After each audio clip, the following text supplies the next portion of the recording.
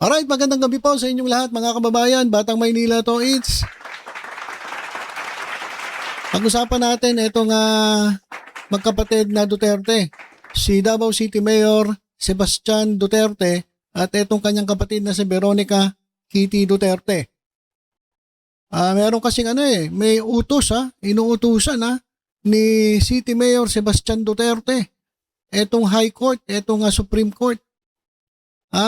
In his memorandum to direct the respondents to produce the body of the detainee, Rodrigo Roa Duterte, and explain forthwith why petitioner should not be set at liberty without delay.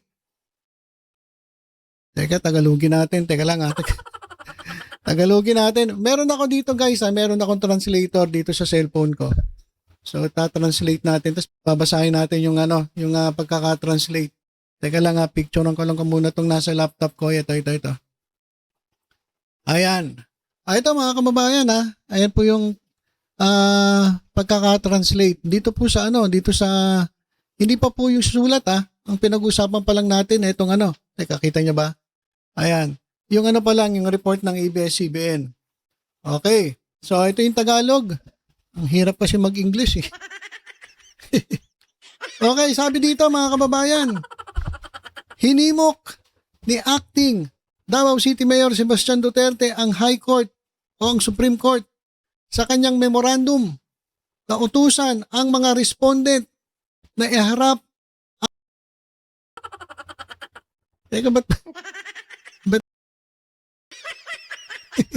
grabe naman tong translator na to. Buhay pa pinapatay na Ito yung pakita ko sa inyo. Baka sabihin nyo na iniiba ko. Ayan Kita nyo ba? Kita nyo guys? Nakasulat yung body and translation. Ay grabe naman itong translator na ito. Google Google Translator. Bastos ka. Google Translator. Bakit ganun? Ayun sabi utusan ang mga respondent na iharap ang ng detenido. Huwag naman katawan. Produce the body. Ang pagkaka-translate, iharap ang bastos tong Google Translate na to. Iharap ang katawan dapat ng detenido. Si Rodrigo Roa Duterte at ipaliwanag kaagad kung bakit hindi dapat palayain agad ang petitioner. Yan. Sa sa panig naman ni Veronica Kitty Duterte, sinabi niya na dapat ideklara ng Supreme Court ng Korte Suprema na labag sa konstitusyon at iligal ang pagkaaresto sa kanyang ama. Ayos walang palipaliwanag, basta i-declare lang na ang unconstitutional at illegal. Walang explanation. Wala Saka ba't pansin ko lang dito sa translation, wala yung kasi and explain forthwith. Meron pala. Sabi, at ipaliwanag agad. Explain forthwith, ipaliwanag agad. Hindi ito naintindihan ni Chis Escudero, yung forthwith. Aliwaliwanag, buti pa si Google Translate, alam yung translation ng forthwith, agad. Pero si Chis Escudero, hindi alam yung agad, hindi alam yung forthwith Kaya nga, naging yung forthwith, naging nangyari? Portman yung nangyari. So, ayan mga kababayan, ayon naman kay Kitty Duterte, gusto niya na ideklara ng Korte Suprema na labag sa konstitusyon at iligal ang pagkakaaresto sa kanyang ama. Sinabi rin niya na dapat utusan ng mataas na hukuman ang mga respondent na gawin ang lahat ng posibleng hakbang upang mapadali ang agarang pagbabalik ng dating Pangulo sa Pilipinas. Grabe naman mag-utos ito magkapatid. Grabe kayo mag-utos Grabe kayo mag-utos sa sa Korte Suprema Grabe Ito basahin natin itong sulat ni Davao Acting Davao City Mayor Baste Duterte. At para maintindihan natin, Tolentino and Associates, para maintindihan natin. Teka, translate uli natin. Teka lang, picturean ko lang. Ayan na. Ito yung translation. Sa mga, ang hirap kasi, masyadong, alam nyo, pag abogado ka, yung mga, ang lalalim kasi ng mga English. Ito yung Tagalog na ito Itong nasa ating screen, mga kababayan, ito yung Tagalog niyan. Ayon kay Google Translate. Dahil sa pagsasaalang-alang, buong paggalang na idinadalangin sa kagalang-galang na hukuman na ang mga nabanggit na respondent o sino mang kumikilos sa kanilang palasyo. May palasyo ba? Teka. May palasyo ba rito? Tama. Inder Palace. Tama. May palasyo. At kapalit. Ay atasan na humarap sa kagalang-galang na Korte Suprema at iharap at ito na naman tayo.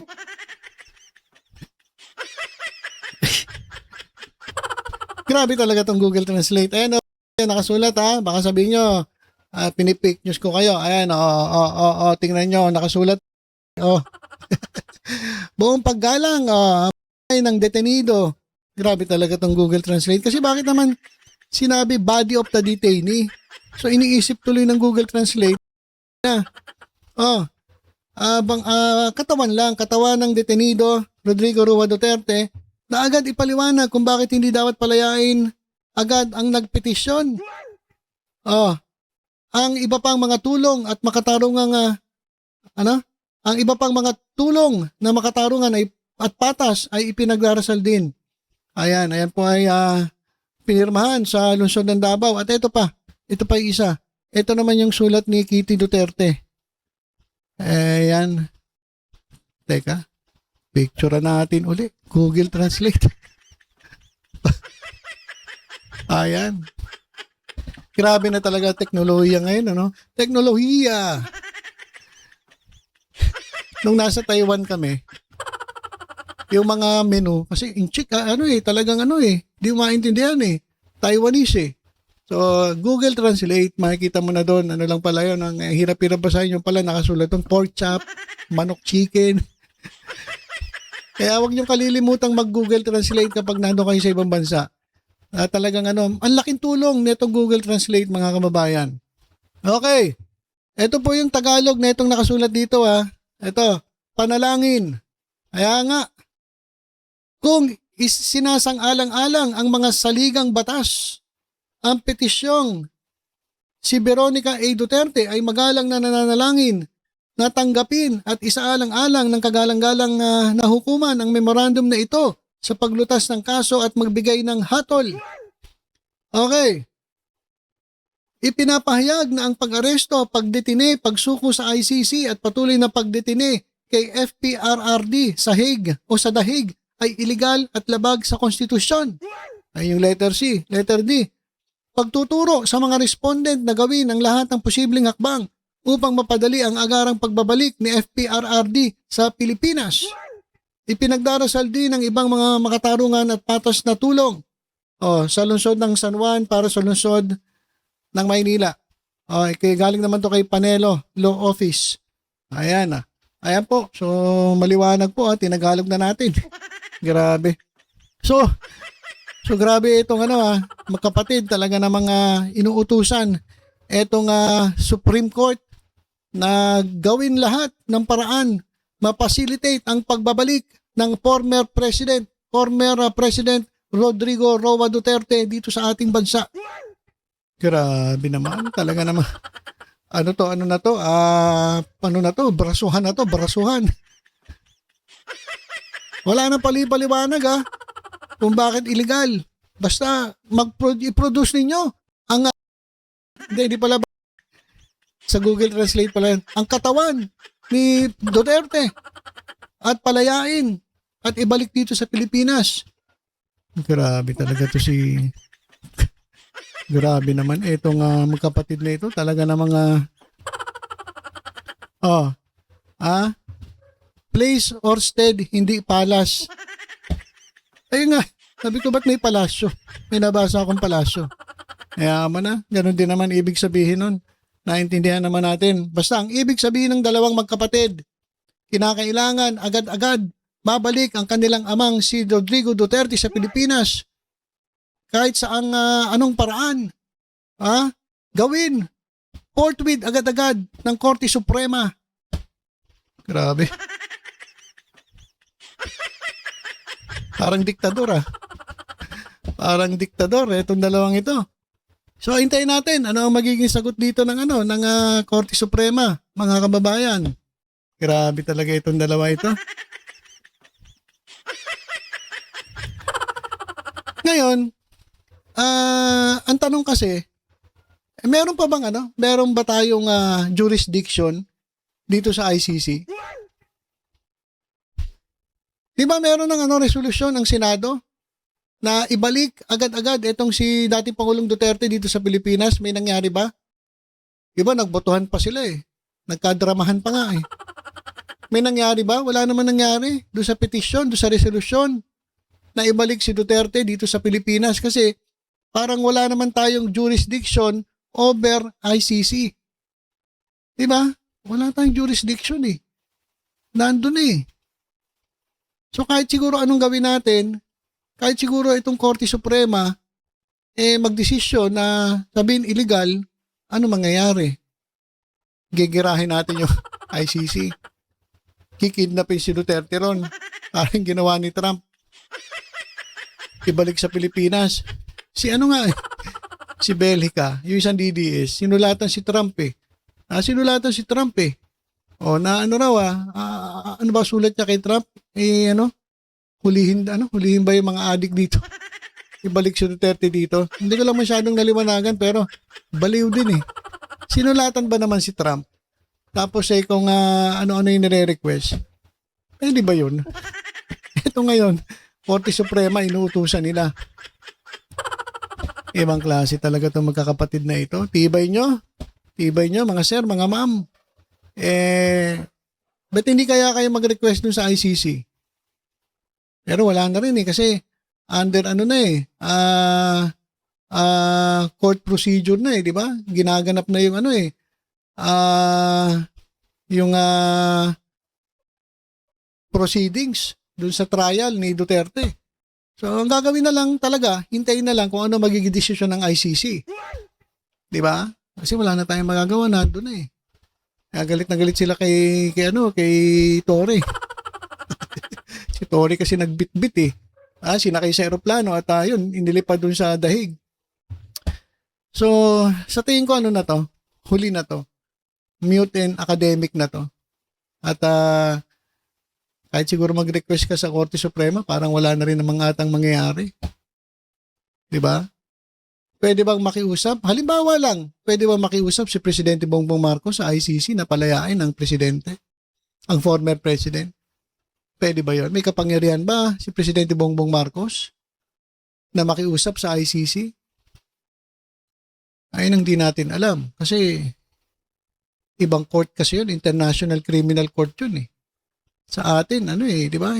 Supreme Court hindi naman hawak ng Supreme Court yung International Criminal Court. Di ba? Mas mataas siguro yung International Supreme Court. Pero meron ba International Supreme Court? So yan mga kababayan grabe ang request ng magkapatid. Palayain nyo tatay namin, iharap ninyo ang katawan ng aming ama. At i-declare na illegal ang detain, pagkakahuli dito sa aming ama. Sabi yan ni Kitty Duterte, unconstitutional at illegal. At kinakailangan i-facilitate agad-agad, immediately, pabalikin si FPRRD dito sa Pilipinas. Ayun yung sabi ng magkapatid. Ewan ko lang kung saan mga karating to. At ito mga kababayan, ito naman si One Time Big Time.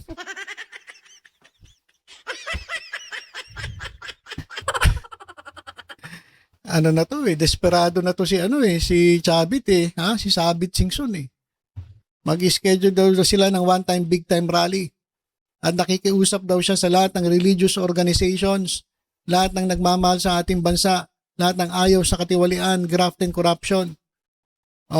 Na sumama daw sa kanyang one time, big time. Ano ba budget dito? Malamang may makita na naman ako dun sa plaza. Nagtitipon-tipon. May mga bus doon. Malamang pupunta na naman dyan yan kung saan yung mangyayari yung rally. Kagaya nung nakaraan, gano'n yun eh. Sa plaza, meet up doon. Tapos, lam na dis. At sabi ni Chabit, asap daw. Nagmamadali pa talaga. Parang yung mga Duterte lang, asap. Forthwith. At sila daw ay mamarcha sa Malacanang. Ewan ko kung makapasok kayo kasi, di ba sabi ni Yorme, bawal nga mag-rally dyan sa Mindiola. Ayun ang entrance eh. Doon makakapunta sa Malacanang, through Mindiola. Sabi ni di ba? Bawal lang mag-rally sa Mindiola. Ano kaya mangyari sa plano nito ni Sabit? Meron kaya mangyari? Ito nga ilan yung Ito yung mga ang daming nag-approve Tapos 6,700 yung natatawa lang Dito kay Chabit, 1,400 yung nagpuso. Talaga mga trolls ang galing nyo talaga. Ang galing nyo talaga. One time big rally, good luck, pahinga ka na lolo, just enjoy your wealth. Sabi.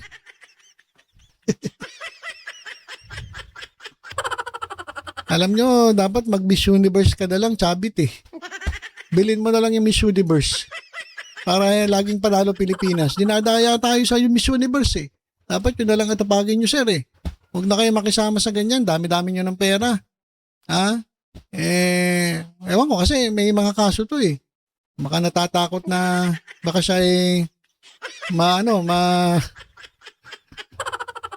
ano tawag doon? Masintensya ang guilty. Sayang, tanda-tanda mo na. Sayang yung pera mo kung makukulong ka. Siguro nananawagan na to ng one time, big time. Sige, sasama ako. Basta kasama ka, mag-march from Bigan to Malacanang. Lord of Gambling. Sure, kulong na naman ito, BBM. May nananawagan na naman, pakikulong para mabawasan mga nanggugulo sa Pilipinas. This poses a serious security threat to Malacanang. The government must tighten its security and monitoring. Ayun nga eh. Sinasabi sa inyo na ito malamang susunod na to. Kasi inciting to sedition to eh. Diba? Inciting to sedition to. Gustong pabagsakin ng gobyerno. It might not be against corruption but I think other agendas. What I am thinking guys. Yun na nga yun. May sariling agenda kasi to. Alam nyo naman yun. Hindi nyo kilala si Sabit. If you have issues against the government, bring it out yourself. Do not hide behind people who may not understand the politics behind your motive. Tama. Ikaw na lang, huwag mo na kami idamay. Kasi hindi naman namin alam kung ano motibo mo eh. Hindi, alam pala namin. Alam naman namin na noon pa galit ka na kay Presidente Marcos dahil hindi ka na pinapansin ngayon. May naitulong ka sa kanya, naghanap ka ng kapalit sa naitulong ninyo, pero hindi na kayo pinansin. Binaliwala na kayo. At humingi kayo ng posisyon, hindi kayo napagbigyan. Kaya galit na galit kayo. Tapos ngayon, kakasuhan pa kayo. Kaya ganyan. Kaya ganyan si Sabit. Gustong mag one time, big time. Tingnan natin. Abangan natin kasi pinagtatawanan lang ng taong bayan yung kanyang one time, big time eh. At tingnan natin kung mayroong mga religious groups na pupunta. Yung mga guided ng Holy Spirit ni Bato. Huli.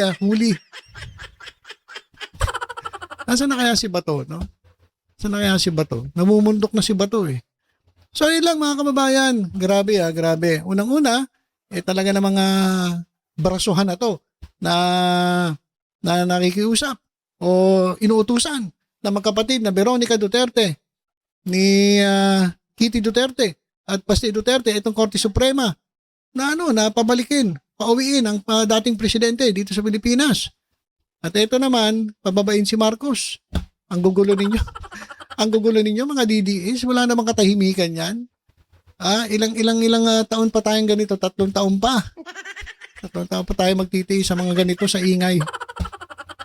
Pero maganda to kasi may napag-uusapan tayo. Kasi kung walang gulo, wala tayong pinag-uusapan. At wala tayong pinagtatawanan. Okay, so ilan po muna mga kababayan. Tutok-tutok lang po dito sa Batang Maynila. Sa iba pang updates. Ingat po tayong lahat. God bless po.